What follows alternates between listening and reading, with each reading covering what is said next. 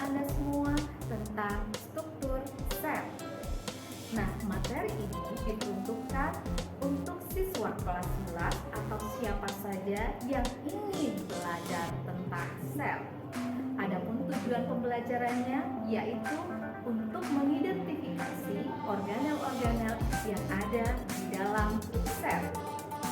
Tidak perlu lama-lama, kita langsung saja mempelajarinya dan jangan lupa tonton sampai habis, dilarang untuk skip dan jangan lupa pula like, comment, and subscribe channel ini. Sel merupakan unit struktural dan fungsional terkecil dari makhluk hidup.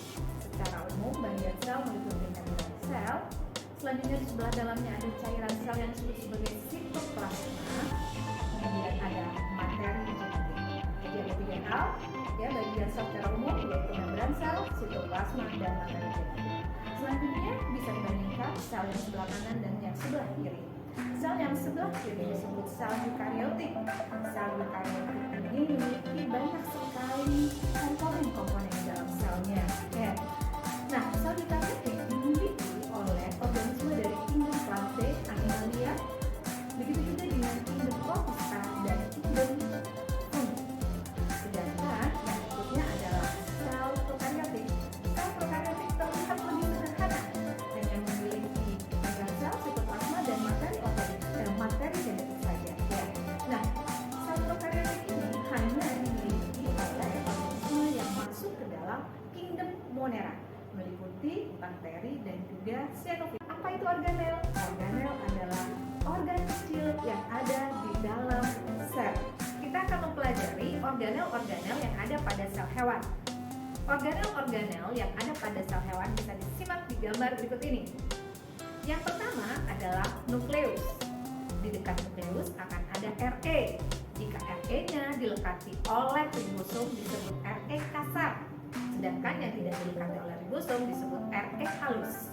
Di dekat RE dan nukleus juga terdapat ribosom bebas. Untuk di dekat RE ada kompleks Golgi atau badan Golgi.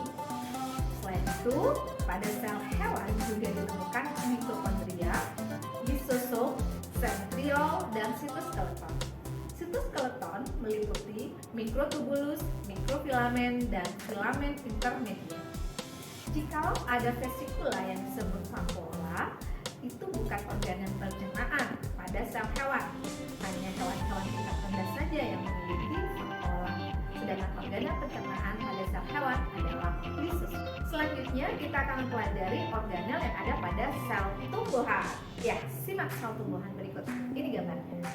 Organel-organel yang ada pada sel tumbuhan meliputi ada organel yang paling besar, yaitu vakuola. Dekat vakuola ada nukleus, selanjutnya ada RE kasar, RE halus, kompleks Golgi, mitokondria, ribosom, dan ada kloroplas. Ya.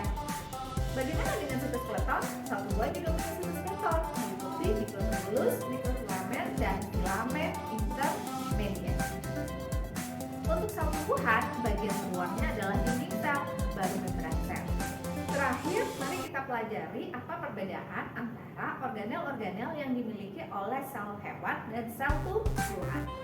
Bagian terluar pada sel hewan adalah membran sel, sedangkan bagian terluar pada sel tumbuhan adalah dinding sel.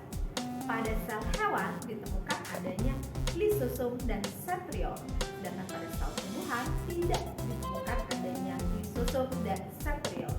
Pada sel tumbuhan ada organel yang bernama kloroplas, sedangkan pada sel hewan tidak ditemukan adanya organel yang bernama kloroplas.